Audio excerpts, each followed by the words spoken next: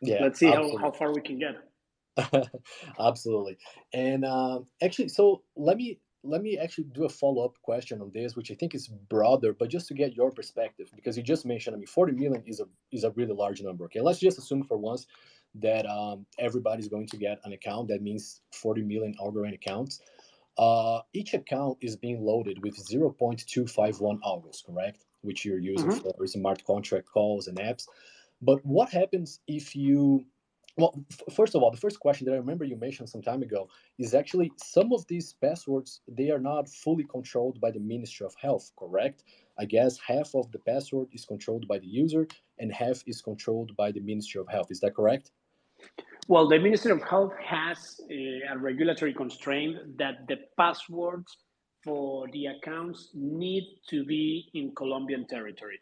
So Hmm. the best practice that we implemented is the user encrypts its keys through a 4 to 6 digit PIN, and that PIN is what's being used by the user to decrypt the keys each time he or she wants to access or someone needs to access the certificates on its account.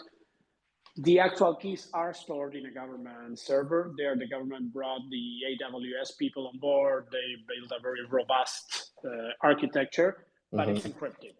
The government cannot access the user's information unless the user triggers a different channel, which is basically I forgot my PIN, and in that case, you don't Hmm. even access the prior data. You just regenerate the entire data for that user. Okay, so that was going to be my next question. So let's say a user forgets their PIN, right? So that means that in practice, that account, that wallet is forever locked. Is that correct? Correct. Okay, so that means that those 0.251 algos are pretty much lost as well, right? It is. Do you see that as an issue as you scale, and not even talking only about Colombia, the Vital Pass project in Colombia, but just going across the board, and not even in the within only the Koibanx realm, but truly any large scale projects that go live around the world? Do you foresee that as some sort of issue for these accounts, since you pretty much you're locking some accounts, some algos that are not going to be recoverable? It is an issue, not from the algos locking perspective, but it's a constant trade-off between decentralization, security, and user experience, right?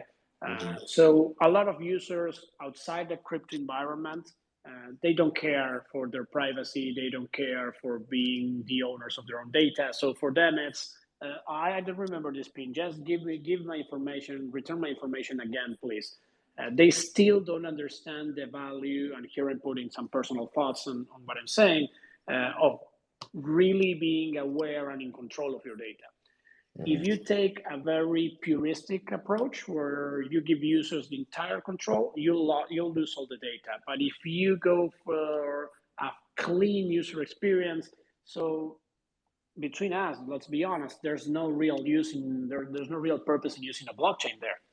So you try to find middle grounds where the decentralization or the security of the data is not compromised, but at the same time you give users which are not sophisticated enough to handle their own credentials the possibility of getting access to the same data that they had before.